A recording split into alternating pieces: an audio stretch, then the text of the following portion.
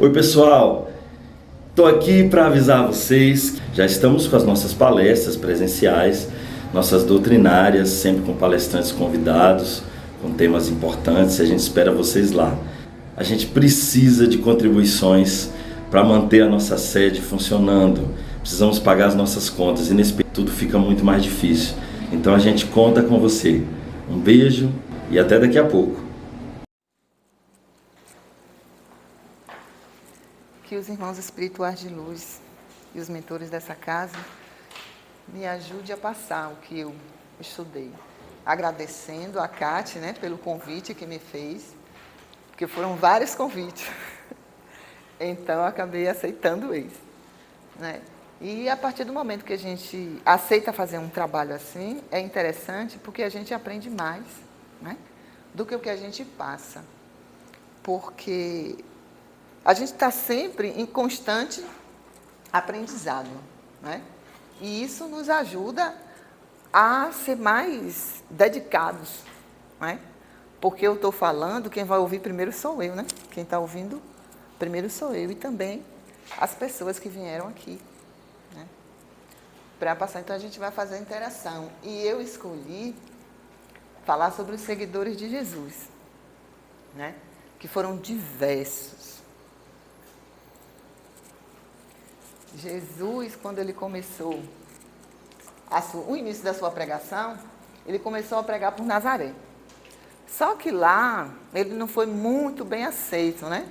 Porque as pessoas não estavam aceitando no início, né? E também ele era de lá. Aí depois ele percebeu que ninguém é profeta em sua própria terra. Ele ficou triste, né? Mas seguiu. Então, aí ele mudou para Cafarnaum. Lá em Cafarnaum, ele curou a sogra de Pedro. E aí ficou morando lá. Então, ele continuou pregando, continuou ensinando nas sinagogas, continuou fazendo os milagres. E aí, dessas pessoas, eles escolheram 12, né? Das pessoas que estavam seguindo ele escolheu esses 12, que era para continuar o trabalho que ele tinha iniciado. Então, ele iniciou um trabalho, mas ele sabia que ele não ia ficar muito tempo.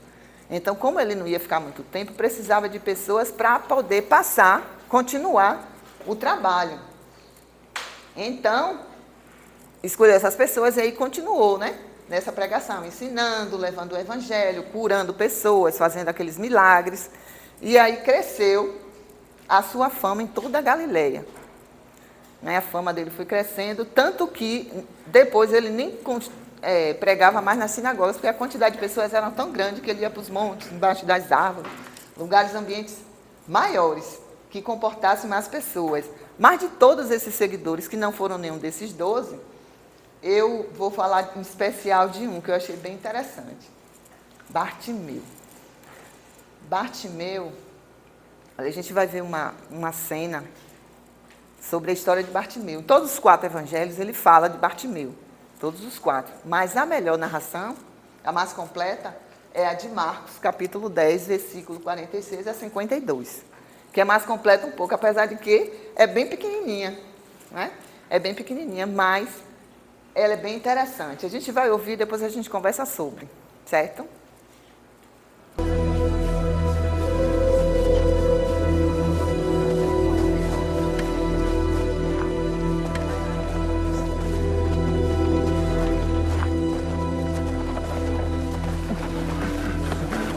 Uma moeda, por favor. Uma moeda. Uma moeda, por favor. Uma moeda. Por favor. Por favor, uma moeda. Uma moeda, por favor. Uma moeda, por favor. Tome cuidado, cego.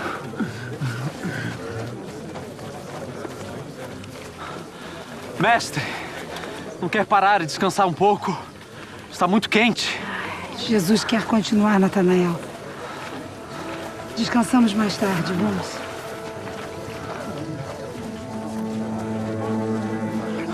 Jesus! Filho de Davi! Tenha misericórdia de mim!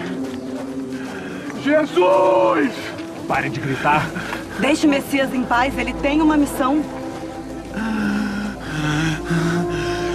Jesus! Calado, cego. Jesus! Jesus! Filho de Davi! Tem misericórdia, Jesus! Pare de importunar, cego. O mestre está ocupado. Jesus! Filho de Davi! Tragam esse homem até. Tenha misericórdia de mim! Sim, senhor.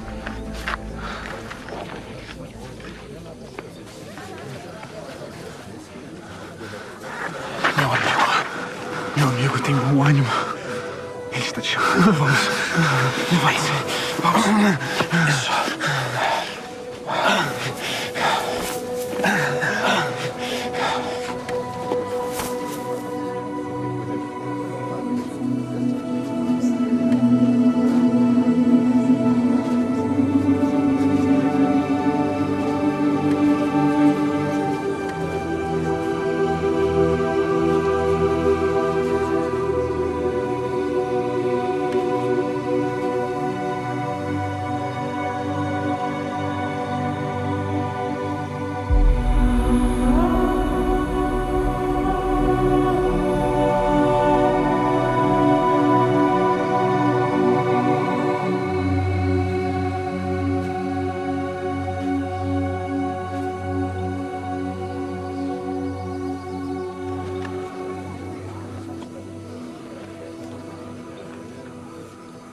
O que você quer que eu te faça?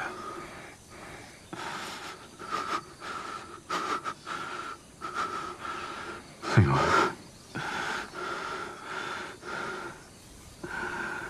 Eu quero ver.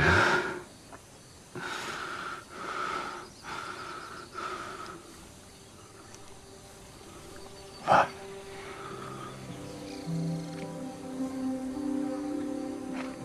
A sua fé te salvou.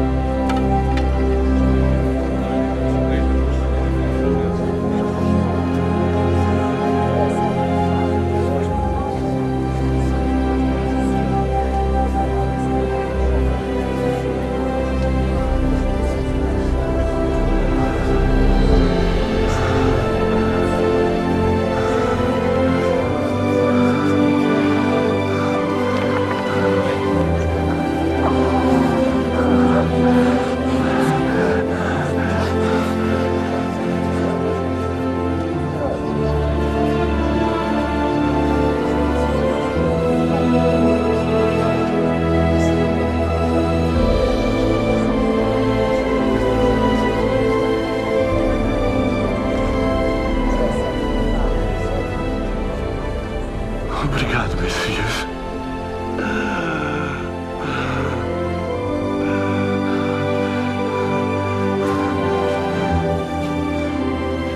Obrigado. A sua fé. Obrigado.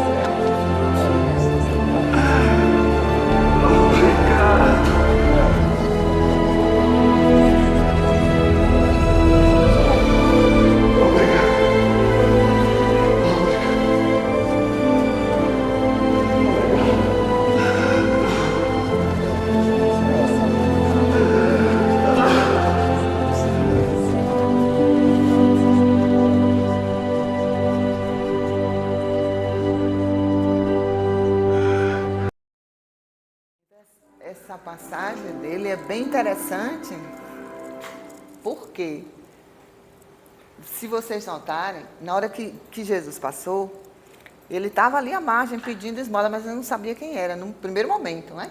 Depois que alguém falou o nome Jesus, ele aqui despertou, né? Despertou e começou a gritar, Jesus, filho de Davi. Ele não chamou como muita gente chamava, Jesus o Nazareno, Jesus de Nazaré. Ele chamou Jesus, filho de Davi. Porque ele já sabia um pouco da história, já tinha ouvido falar, né, na certa, porque quando ele reconheceu que Jesus era o rei, o filho do rei, então ele já deveria ter ouvido falar nele e acreditava.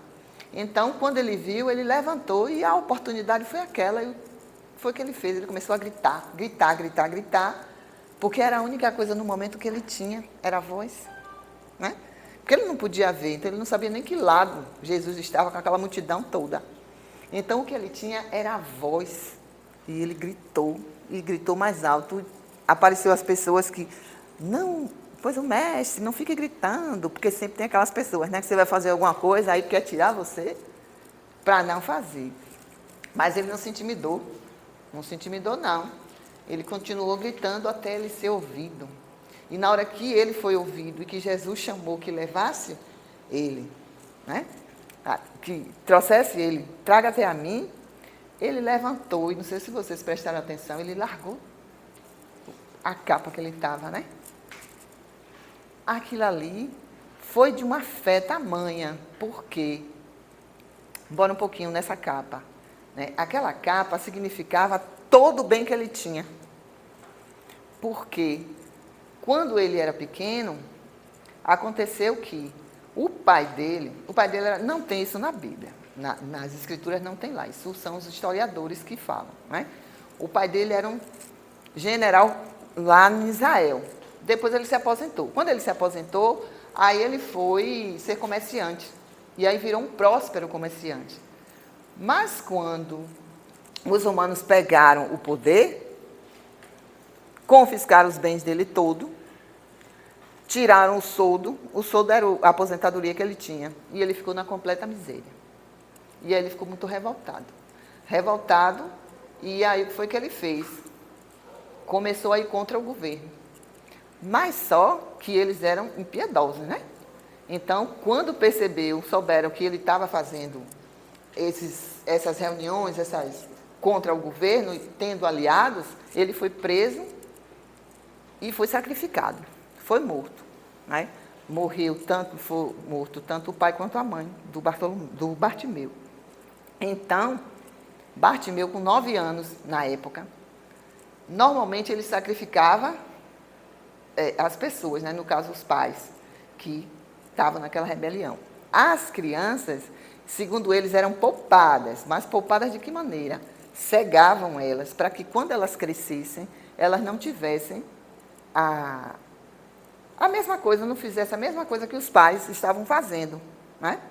E servia, segundo ele, de exemplo, né? Ele não fez isso, pois vocês vão ser, eles eram chamados filhos da maldição. Então, foi esse o caso de Bartimeu. E a partir daí ele foi vivendo, tal.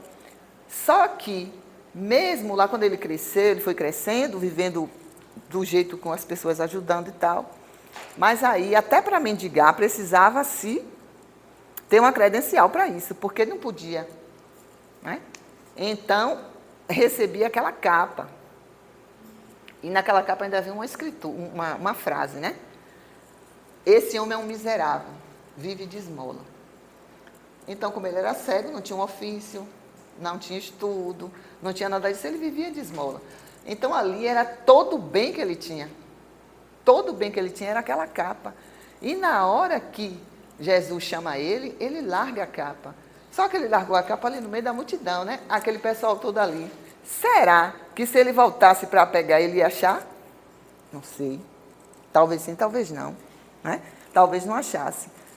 Porque não era todo mundo que tinha. A gente sabe que até hoje, se credenciar em alguma coisa, é complicado. É fila, né? Isso, e nem todo mundo consegue. Então ele conseguiu. Aí será que ele conseguia de novo? Mas ele não quis saber. Ele largou tudo lá e foi. E aí, quando ele estava perto de Jesus, Jesus perguntou, mas Jesus já sabia o que ele queria, porque Jesus sabe de todas as coisas, né? E aí ele falou, quero ver. Então, ele fez o milagre e disse, a sua fé lhe curou. Né? Então, a partir dali, ele saiu, foi atrás de Jesus. Mas ele sabia que Jesus não ia alimentar ele não ia ter garantia de nada. Porque a garantia que ele tinha era aquela capa que dava o sustento dele. Mas como ele queria mudar de vida, ele saiu e acabou, não quero, e pronto. E quero agora uma nova vida. Né? Uma nova vida. Bartimeu foi um cara de atitude. Por quê? O que é que a gente pode tomar de lição da cura dele? Né? Ele foi muito corajoso. Ele teve muita determinação. Ele teve muita fé. Né? Muita fé, porque ele acreditou no milagre antes do milagre acontecer. O milagre não tinha acontecido ainda, mas a partir do momento que ele deixou a capa, ele já acreditou que ia acontecer. Ele acreditou, ele teve fé que ia acontecer. Então ele largou. E aí ele seguiu Jesus. Né?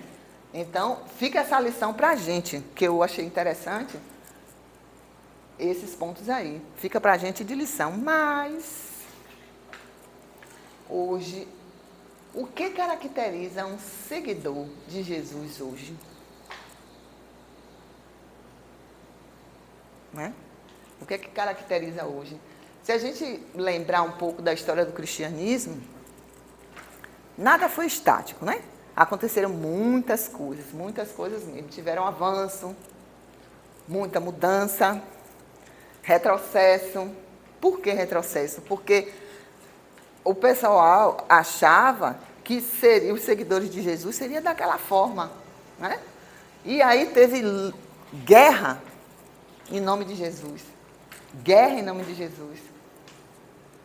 Jesus morreu na cruz, ele aceitou morrer na cruz e ainda se despediu dela, pedindo a Deus que tivesse compaixão dos seus algozes. Pai, perdoa porque eles não sabem o que fazem.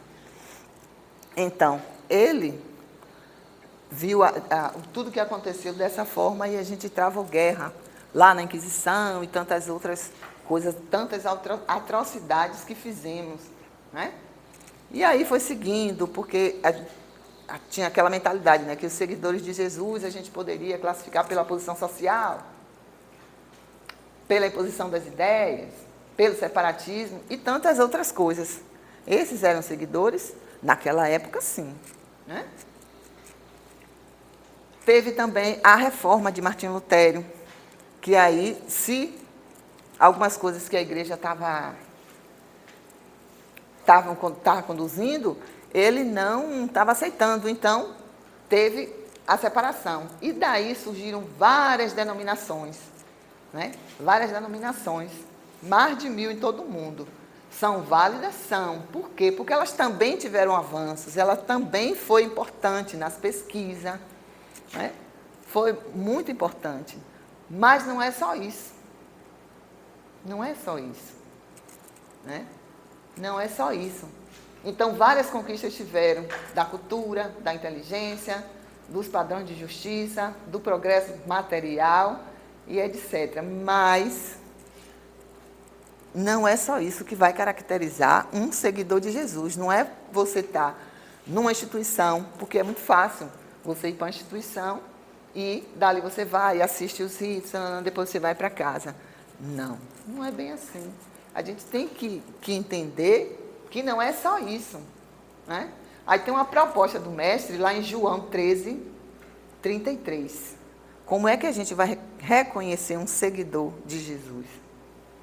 Nisso todos conhecerão quem sois meus discípulos, se tiverdes muito amor um com os outros. Palavras de Jesus, não são minhas, não. Então, ele fala dessa forma, se tivermos muito amor um com os outros. É fácil isso? Nada fácil. Nada fácil, porque é muito difícil, né? Para a gente é muito desafiador. A gente não consegue, tem coisas que a gente não consegue, a gente precisa trabalhar muito, muito, para poder né, buscar entrar nesse padrão aí. Né? Entrar nesse padrão aí. Como lidar com essas propostas? Porque como é difícil, mas não é impossível, né? Não é impossível.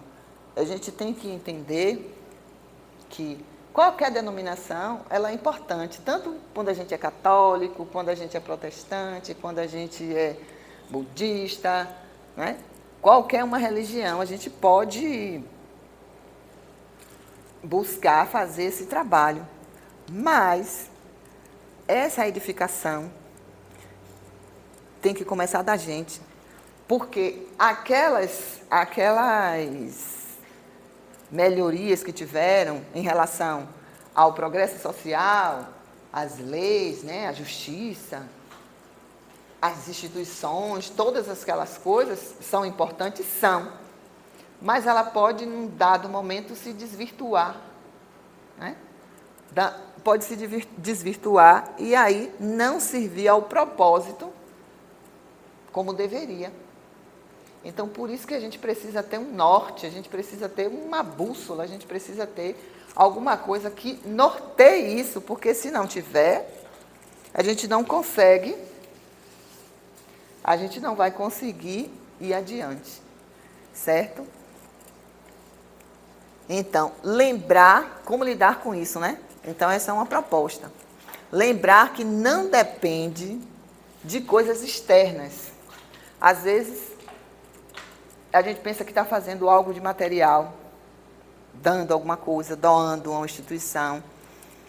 Mas é válido, porque muitas vezes você compra um alimento e lá o pessoal estava precisando de alimento e mata a fome daquelas pessoas, porque a fome é imediata, a fome é uma coisa que é imediata, né? Então, ajuda, mas o sentimento que a gente coloca naquilo ali é que é importante, né? Que muitas vezes a gente deu do que estava sobrando. Eu fiz mercado, aí dá para comprar uma quantidade, eu vou tirar o meu, né? E dá para comprar uma quantidade, dá para comprar. Então, eu tiro ali e dou. Então, aquilo é um simples dar por dar. Aí, às vezes, é mais significativo você chegar num lugar desse e contar uma história para um grupo de crianças que estiver lá no orfanato, fazer alguma coisa mais humanitária. Significa mais, mas muitas vezes a gente não entende isso. Quer fazer grandes coisas, mas sem muita significação. Porque esse evangelho, ele tem que ser construído aqui dentro, né? Então, ele tem que partir de dentro para fora. É uma decisão nossa, né? A gente tem um livre-arbítrio e é uma decisão nossa. Começar a fazer isso agora ou não começar. Está em nossas mãos decidirmos ou não ser um seguidor de Jesus. À medida que cultivamos a fraternidade, o amor dentro de nossas almas, isso vai se externalizando em tudo o que façamos, tendo uma postura positiva, de cooperação, de serviço para com os outros, ou seja, isso pode acontecer em qualquer lugar, porque às vezes a gente, o desafio maior, né, está na casa da gente, e a gente tem que entender que aquelas pessoas estão lá porque a gente precisa começar dali, é no nosso núcleo, né?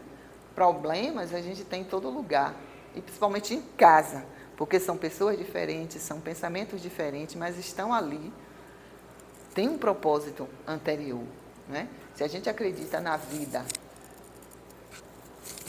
após a morte, a vida imortal, né? Então, aquelas pessoas não estão ali por acaso, aquelas pessoas estão ali porque a gente precisa trabalhar alguma coisa, e ter olhos de ver, né? E ter olhos de ver. Então, em primeiro lugar ali, no lar, no trabalho. Às vezes a gente trabalha numa instituição, num lugar que tem umas pessoas que sempre tem um que é cri-cri com a gente, né? Sempre está ali querendo ver você tombar e está ali, não ajuda e atrapalha muitas vezes. Mas aquele ali é que a gente precisa ter um outro olhar. É difícil? É difícil. é difícil, porque a minha primeira postura é, olha, não quero nem saber de fulano, essa daqui é minha amiga, e a gente conversa e troca, né? E se a gente almoça lá, eu levo uma salada para nós duas, e aí a gente fica. Mas, como é que eu vou ser um seguidor de Jesus se as coisas vêm, começam a vir para mim? E eu não dou margem, eu não procuro me trabalhar, construir esse evangelho aqui dentro. Na rua, né? Às vezes quem dirige mesmo tem coisas, cada coisas mirabolantes, né, que acontecem no trânsito. Para a gente que pega ônibus também, porque eu sou uma delas, né, é um desafio de manhã, porque está todo mundo correndo para ir para o trabalho e não está nem lhe vendo. Né? Eu que pego o metrô, quando eu vou saindo do metrô, é aquela nuvem de gente, porque está em concerto, então é um lado só. Aí as pessoas saem e as outras entram, porque antes ele vinha, desembarcava e tinha um embarque e desembarque. Mas na estação Pirajá agora é só os dois, funcionam do mesmo lado. Então você sai, quando você sai armado, né? Porque vem aquelas pessoas e não quer saber não, porque quer sentar. Então assim, na rua, em qualquer grupo social, é num lugar que a gente vai, num aniversário, é num sair com os colegas, qualquer lugar que passamos, isso vai nos auxiliar a vivenciar e sermos reconhecidos por essa distinção que o próprio Cristo colocou. Então, lembrando, nisso todos reconhecerão que são meus discípulos se tiverdes muito amor, né? Uns com os outros. Eu tenho uma música que eu ouvi que eu achei bem interessante. Interessante porque a primeira vez que eu vi eu não gostei. Não gostei, achei horrorosa. Aí passou um tempo e depois, às vezes, procurando alguma coisa no YouTube, né? Novamente a música apareceu. E aí eu já comecei a olhar com um olhar diferente. Por quê? Porque eu me reportei a alguma situação que tinha acontecido comigo. E aí fiquei, né? Ouvi. Depois, lembrando do que tinha acontecido, aí eu parei e disse, essa sou eu. Eu tenho muito disso aqui. Muito disso aqui. Muita coisa que ela falou, eu tenho. E hoje eu reconheço que tenho, porque as coisas chegam para a gente, é numa palestra, é numa música, é na esquina ali quando você sai, é no ônibus, é no trânsito, é em qualquer lugar que a gente vá. Agora a gente precisa ter olhos de ver e ouvidos de ouvir. Porque se a gente não tiver esses olhos de ver e esse ouvido de ouvir, nada vai acontecer. Vai passar e não vai acontecer nada. Então, assim... E também outra coisa, se a gente tem olhos de ver e ouvido de ouvir, perceber aquilo ali, bem, já sei. O que é que eu faço com essa informação? O que é que eu vou fazer com essa informação? Porque não adianta eu perceber isso e dizer, eu sou isso mesmo. Não. O que é que eu vou fazer com essa informação? Porque se eu quero ser um seguidor de Jesus, de verdade, eu tenho que buscar essa melhoria. Porque se eu não buscar essa melhoria, eu vou dizer que eu sou seguidor de Jesus, mas só verbalizar. Verbalizar. Então, o que é que a gente faz com essa informação? É isso que é importante.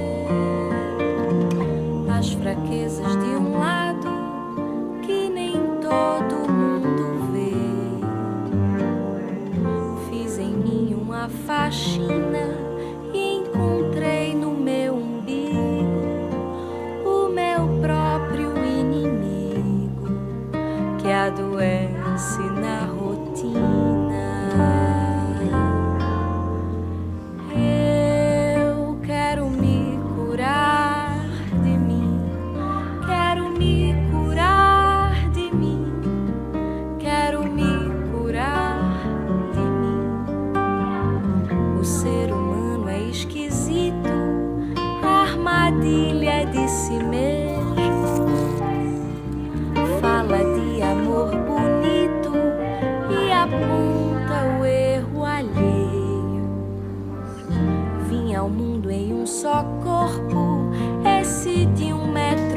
60, devo a ele estar atenta. Não posso mudar o outro. Eu quero me curar de mim.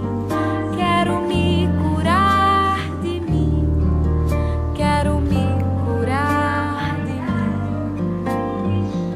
Vou pequena e pianinho fazer minhas orações. Eu me rendo da vaidade que destrói as relações. Pra me encher do que importa, preciso me esvaziar, minhas feras encarar, me reconhecer hipócrita. Sou mentirosa, vaidosa e invejosa. Sou mesquinha, grão de areia, boba e preconceituosa.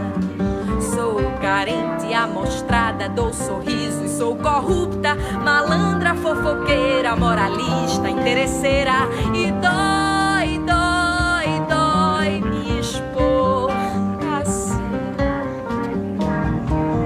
Dói, dói, dói despir-se assim. Mas se eu não tiver coragem pra enfrentar os meus defeitos, de que forma, de que jeito eu vou me curar de mim? Se é que essa cura há de existir, não sei, só sei que a busco em mim, só sei que a busco. Me curar de mim, me curar de mim, me curar de mim, me curar de mim.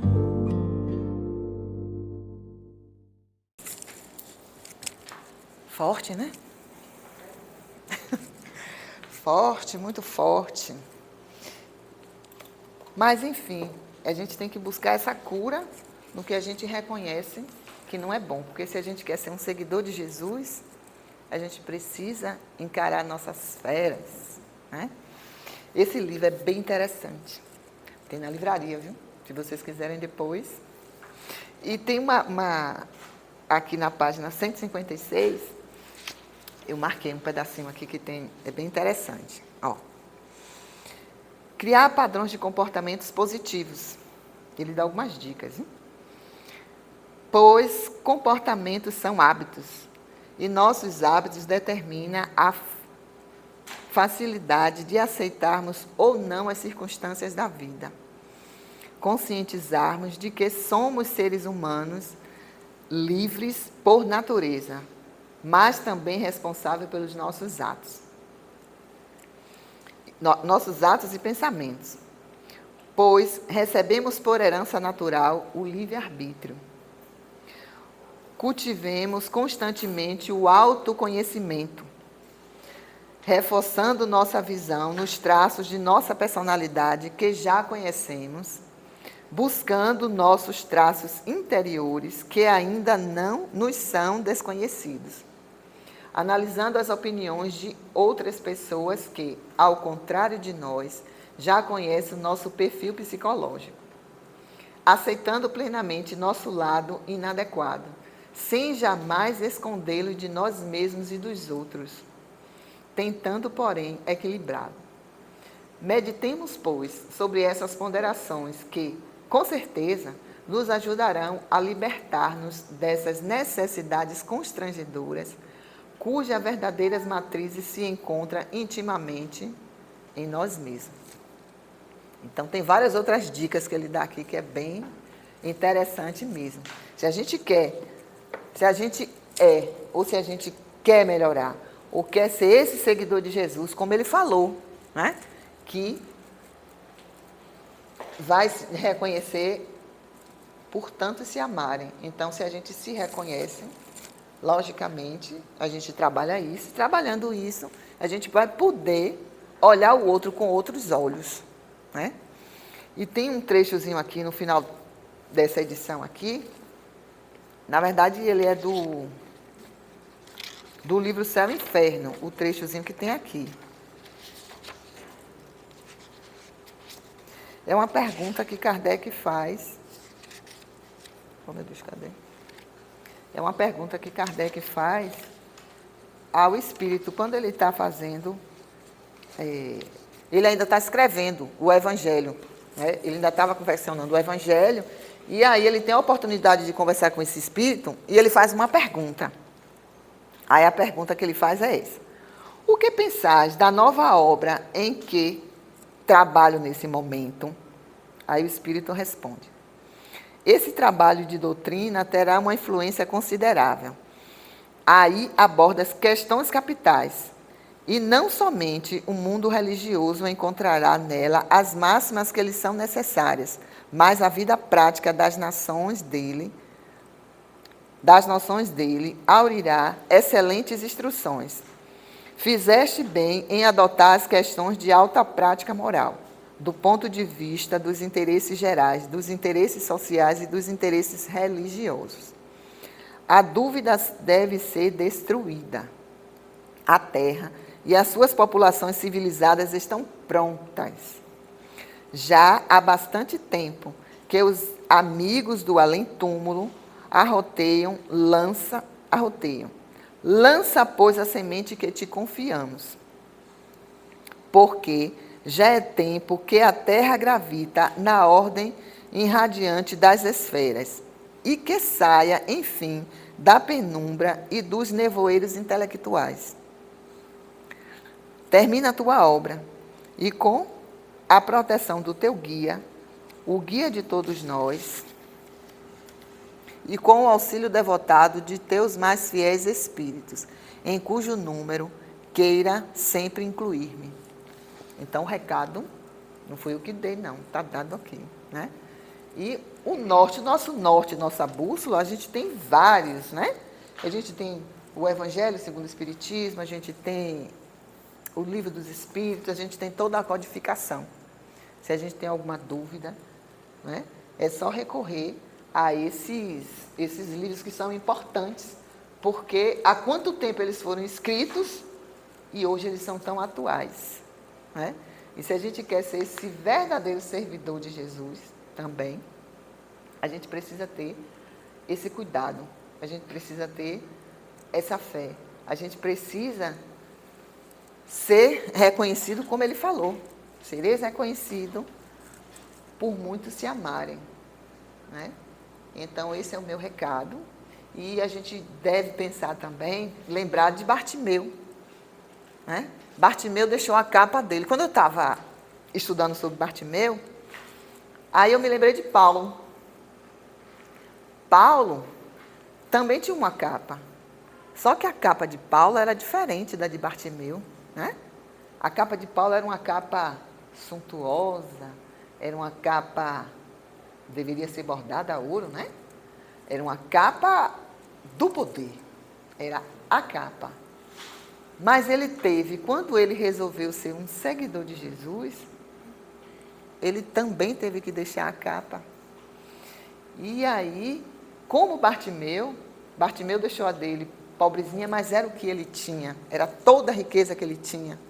E Paulo também deixou a dele, que deve ter sido muito, e foi, né? Pelo que a gente lê nos livros, foi muito difícil, a duras penas.